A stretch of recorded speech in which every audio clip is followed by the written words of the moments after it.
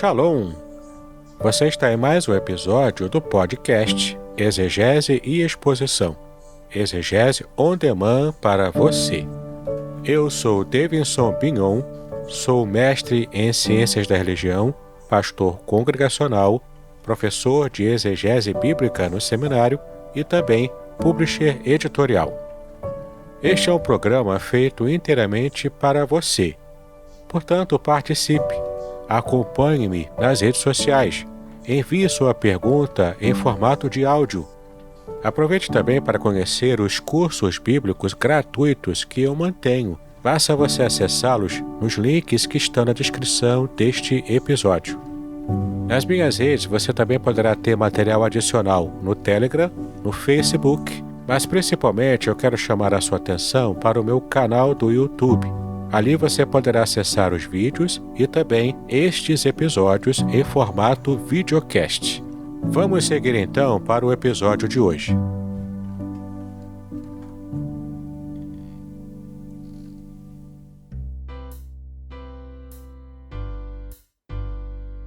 Muito bem, que bom que você está mais uma vez conosco neste episódio, nessa série especial sobre os temas fundamentais da nossa fé cristã.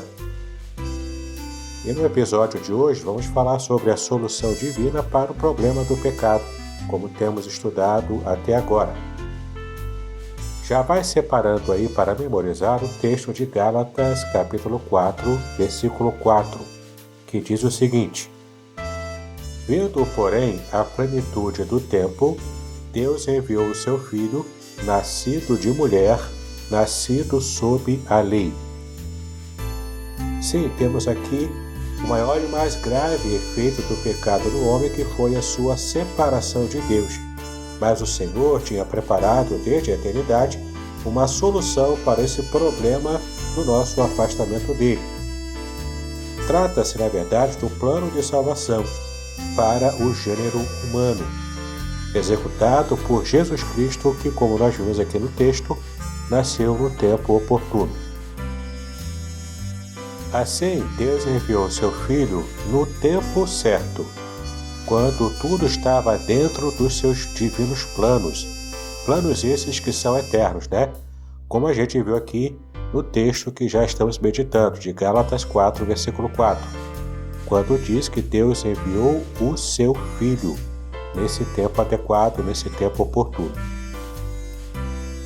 Mas qual foi o motivo disso? Por que Deus teve que enviar Jesus? Que motivos levaram o Senhor a planejar e executar a salvação do homem? A Bíblia nos mostra pelo menos 3 razões para que tudo isso acontecesse, tá bom? Vamos analisar aqui que Deus fez isso motivado pelo seu amor. A salvação do homem é a maior e mais concreta demonstração do amor de Deus. Ele enviou o seu próprio Filho para ser o Salvador de toda a humanidade.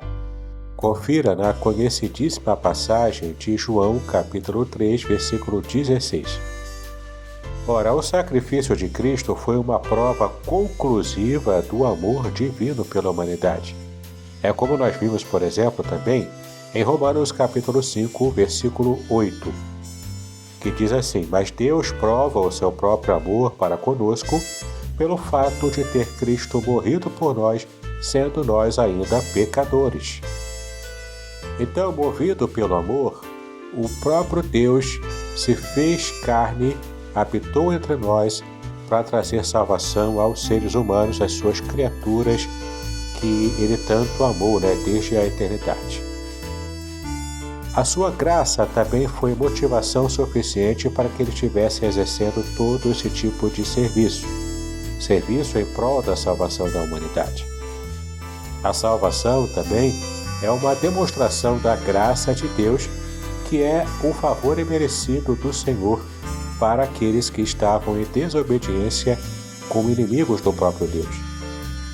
O Senhor planejou e executou o plano de salvação sem que houvesse no homem qualquer mérito para receber essa salvação. Por isso é graça. Confira em Efésios capítulo 2, do versículo 4 ao versículo 8. Leia na sua Bíblia com calma e observe cada versículo dessa passagem.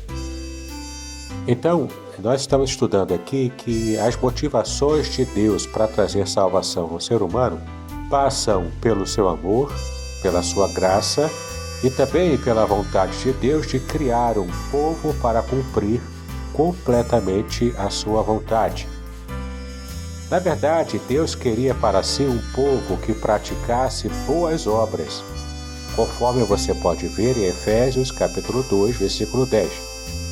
Ele queria um povo que proclamasse ao mundo as suas boas qualidades, os seus atributos, conforme você pode ver em 1 de Pedro capítulo 2, versículo 9.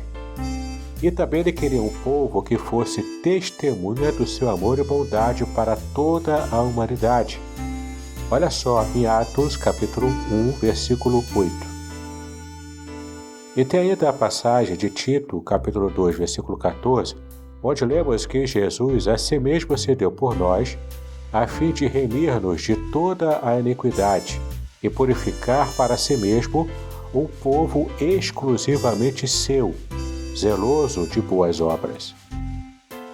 Portanto, observe que os propósitos de Deus ao enviar Jesus Cristo ao mundo foram para demonstrar o seu amor, manifestar a sua graça e também escolher para si um povo que possa cumprir completamente a sua vontade.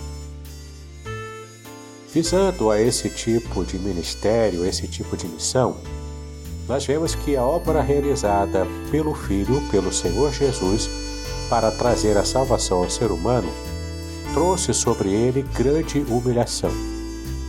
Para realizar, portanto, a obra da salvação, Jesus Cristo se humilhou. E a humilhação de Cristo pode ser vista nos seguintes estágios da sua própria vida aqui na Terra. O primeiro estágio é a encarnação. Jesus Cristo, o Filho de Deus, tornou-se carne. Confira em João, capítulo 1, versículo 14, Romanos, capítulo 8, versículo 3, 1 Timóteo, capítulo 3, versículo 16 e 1 João, capítulo 4, versículo 2. Bom, a palavra encarnação significa que Jesus Cristo tomou a natureza humana completa, além da sua própria natureza divina, coeterna juntamente com a do Pai. Esse foi o modo pelo qual ele, Jesus Cristo, se tornou realmente um membro da raça humana, tendo nascido de uma mulher. É só você conferir em Mateus capítulo 1, versículo 20, Lucas capítulo 1, versículo 34 e Gálatas capítulo 4, versículo 4. Veja cada passagem dessa com cuidado e também com calma, abrindo a sua Bíblia nesses textos. Muito bem, o segundo estágio da humilhação de Cristo foram os seus sofrimentos. Sim, os sofrimentos de Cristo não foram limitados às suas agonias finais. Na verdade, Cristo sofreu os insistentes ataques de Satanás, conforme você pode ver em Lucas capítulo 4, de 1 a 13, e Hebreus 4, versículo 15. Observe então que ele sofreu esses insistentes ataques de Satanás e também o ódio e a incredulidade do seu próprio povo, e também a perseguição dos seus inimigos. Confira lá em Marcos capítulo 14, versículo 1. Entenda então que eram parte da sua obra os sofrimentos, porque assim pôde tornar-se um sacerdote capaz de apresentar os homens diante de Deus, pois sofreu as dores da humanidade. Confira em Hebreus capítulo 2, versículo 18, e também capítulo 5, de 7 a 9. Bom, prosseguindo ainda no seu estágio de humilhação, descendo ainda mais fundo, vemos que Cristo passou pela morte, a morte física. Então, Cristo enfrentou a morte física, mas não morreu em consequência de uma enfermidade, ou de um acidente, ou ainda por ser um assassino. Sua morte foi decretada por uma sentença judicial. Ele foi julgado e sentenciado por um juiz romano, sendo assim contado entre os malfeitores. É só você observar em Lucas capítulo 22, versículo 37 e comparar com Isaías 53, versículo 12. Então Jesus sofreu a morte maldita, aquela morte destinada aos criminosos, mas assim satisfez as exigências da lei, tendo se tornado maldição por cada um de nós. Confira em Deuteronômio, capítulo 21, versículo 23 e Gálatas, capítulo 3, versículo 13. Depois da sua morte, ainda nesse estágio de humilhação, nós vemos como o Senhor Jesus foi sepultado após morrer. Este foi o último estágio da humilhação do Senhor. O seu corpo baixou à sepultura. A volta do homem ao pó é, na verdade, parte do castigo do pecado humano, conforme a gente pode lembrar de Gênesis capítulo 3, versículo 19. Podcast Exegese e Exposição. Exegese on demand para você.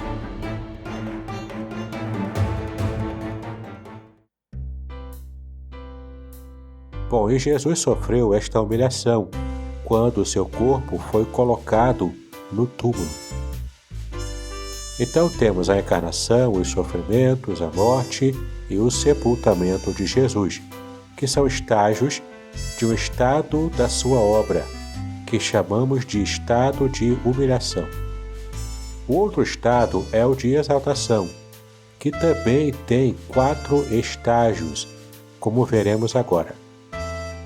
O primeiro estágio da exaltação de Cristo chama-se a ressurreição. Jesus Cristo, na verdade, ressurgiu de entre os mortos, e esta é uma verdade incontestável. Ele mesmo previu a sua ressurreição, conforme está em Mateus 12:40, capítulo 16, versículo 4, capítulo 20, versículo 19 e capítulo 26, versículo 32. Além disso, João, capítulo 2, de 19 a 22. A ressurreição de Cristo foi testemunhada por anjos. Confira em Mateus 28, versículo 6. Ele também foi visto ressurreto pelos apóstolos, como está em 1 aos Coríntios, capítulo 15, de 3 a 5 e depois o versículo 7. Cristo foi visto ressurreto por mais de 500 irmãos. Confira em 1 Coríntios 15, versículo 6. A ressurreição também foi testemunhada pelos apóstolos, como está em Atos, capítulo 2, versículo 24, capítulo 10, versículo 40, capítulo 13, de 30 a 33 e, por fim, Apocalipse, capítulo 1, versículo 5. Então, precisamos compreender bem que a ressurreição de Cristo é muito mais do que o reencontro da sua alma com o corpo, e também a volta à própria vida humana, a vida terrena.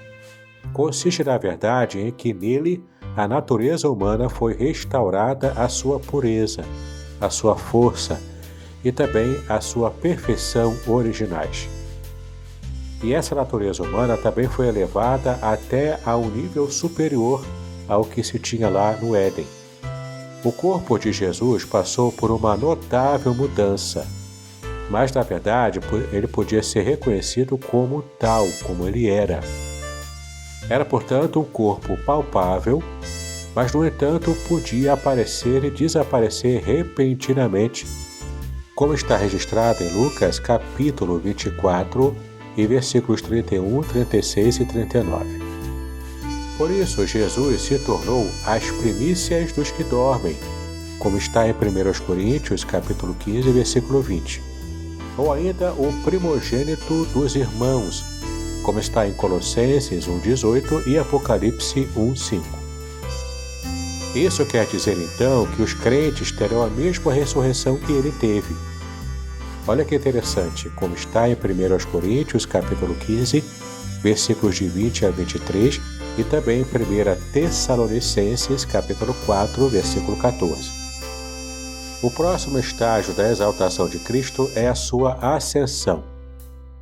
Pode ser chamada de o complemento ou a finalização da ressurreição. A Bíblia traz provas dessa ocorrência, ou seja, da subida de Cristo ao céu, modo como ele foi elevado ao céu após a sua ressurreição. Lembre-se de que Jesus se referiu à sua ascensão antes mesmo da sua morte. Em João 6,62, João 14, versículo 2 e 16, versículo 5. A sua ascensão é narrada 2 vezes. Em Lucas, capítulo 24, do versículo 50 ao versículo 53, e também em Atos, capítulo 1, do versículo 6 ao versículo 11. A ascensão de Cristo também é mencionada várias vezes na Palavra de Deus, em outras passagens, como Efésios 1, 20, Efésios 4, de 8 a 10, 1 Timóteo 3, 16 e Hebreus, capítulo 1, versículo 3. Portanto, Jesus subiu visivelmente da terra ao céu, onde agora ele está. Isso significa que Cristo deu entrada no santuário celestial para apresentar ao Pai o sacrifício que ele próprio realizou, conforme está em Hebreus, capítulo 4, versículo 14, capítulo 9, versículos 24 e 25. O próximo estágio, portanto, da exaltação de Cristo é a sua entronização. Depois de ele ter voltado ao céu, Cristo tomou seu lugar no trono, à direita de Deus, indicando que recebera a glória e a honra que lhe eram devidas. A Bíblia refere-se a este acontecimento nos seguintes textos que você pode conferir na sua Bíblia agora. Mateus 26, versículo 64, quando Jesus predisse que o Filho do Homem estaria sentado à destra do Todo-Poderoso. A outra passagem é Atos, capítulo 2, de 33 a 36, onde Pedro diz que Jesus foi exaltado à destra de Deus, em cumprimento à profecia do Salmo 110, versículo 1. E você também pode conferir essa passagem em Atos, capítulo 5, versículo 31. E o terceiro texto bíblico desta sessão é Hebreus capítulo 10, versículo 12, onde lemos que o Senhor, tendo oferecido uma vez para sempre o único sacrifício pelos pecados, assentou-se à destra de Deus. Chegamos então ao último estágio da exaltação de Cristo. Esse estágio ainda acontecerá, ainda aguardamos esse estágio se concretizar na nossa própria história também, na humanidade, que é a volta do Senhor. Só quando Cristo voltar é que atingirá o estágio mais elevado da sua exaltação. Ele voltará de forma física e visível, conforme está em Atos capítulo 1, versículo 11. Ele também aperfeiçoará ou fará plena a salvação dos que nele creem. Confira em Romanos 8, 23 a 25. Bom, este assunto nós vamos estudar com mais detalhe num próximo episódio. Cristo se submeteu à humilhação e foi, consequentemente, exaltado para nos comunicar a graça salvadora, conforme está em Tito, capítulo 2, de 11 a 14. Então, em um único texto bíblico, aprendemos sobre estes 2 estados da vida de Cristo. Confira na sua Bíblia em Filipenses, capítulo 2, do versículo 5 ao versículo 11. Leia esse texto atentamente e tente colocar no seu caderno uma relação em 2 colunas com os aspectos da humilhação e os aspectos da exaltação de Jesus, conforme aparecem neste texto. Repito, Filipenses, capítulo 2, de 5 a 11. Então, trace no seu caderno 2 colunas, sendo que na coluna da esquerda você vai escrever humilhação no cabeçalho, e na coluna da direita você vai escrever exaltação. E embaixo de cada coluna dessa você vai escrever o que esse texto de Filipenses 2 traz sobre esses estágios da vida de Cristo que nós acabamos de estudar. Bom, agora que você já fez o exercício, espero que tenha conseguido entender tudo o que nós vimos até agora. Vamos falar sobre uma obra completa, essa obra completa que Cristo realizou na cruz do Calvário. Sim, a obra de salvação realizada por Cristo é uma obra completa. Por isso, ele se constitui no único mediador entre Deus e os homens, conforme você pode conferir em 1 Timóteo 2, versículo 5 e ainda Atos capítulo 4, versículo 12. E por que será que esta é uma obra completa? Ela é completa porque é uma obra que satisfaz. Ora, a obra oferecida por Jesus Cristo satisfez as exigências divinas para reparar o grande dano causado pelo pecado, que é o afastamento do homem de Deus. Então, com a sua obra, Cristo restabeleceu a comunhão entre a criatura e o Criador. Ele nos reconciliou com Deus. Confira essa verdade em Romanos capítulo 5, versículos 10 e 11. E depois leia também 2 aos Coríntios capítulo 5, versículos 18 e 19. Muito bem, a obra de Cristo ela é completa porque também é uma obra substitutiva. Ou seja, ao realizar a obra da salvação, sofrendo e morrendo na cruz, Cristo fez isso por nós, em nosso favor. Ele tomou o lugar do homem e efetuou para este ser humano uma redenção eterna. Oferecendo-se em sacrifício, Cristo pagou a nossa dívida para com Deus. Então nossos pecados foram lançados sobre Cristo, e Deus, movido por sua santidade e justiça, cobrou a nossa dívida para com Ele em Cristo, que a assumiu motivado pelo amor e pela compaixão ao pecador, conforme você pode ver em 1 de Pedro, capítulo 2, versículo 24. Confira também os outros textos da Bíblia de Isaías 53, versículo 6, 2 aos Coríntios, capítulo 5, versículo 21 e Gálatas 3, 13. Além disso tudo, Cristo se deu pelo pecador. Ele ofereceu-se à morte de cruz no lugar do homem. Isto está claramente mostrado em 1 de Pedro, capítulo 3, versículo 18. Muito bem, você pode encontrar esta mesma verdade em outros textos da Palavra de Deus. Por favor, abra sua Bíblia em Romanos, capítulo 5, versículos de 6 a 8, capítulo 8, versículo 32 e Gálatas, capítulo 1, versículo 4. Muito bem, espero que você tenha apreciado bastante todo o conteúdo do estudo que fizemos para este episódio. Nós tratamos aqui da solução de Deus para o grande problema que foi o pecado existindo na natureza humana. Estudamos hoje como Cristo efetuou essa salvação. Mas então, no próximo episódio, vamos estudar sobre como devemos fazer para receber a salvação. Portanto, assine meu canal do YouTube, clique no sininho, compartilhe com seus amigos, curta, comente também.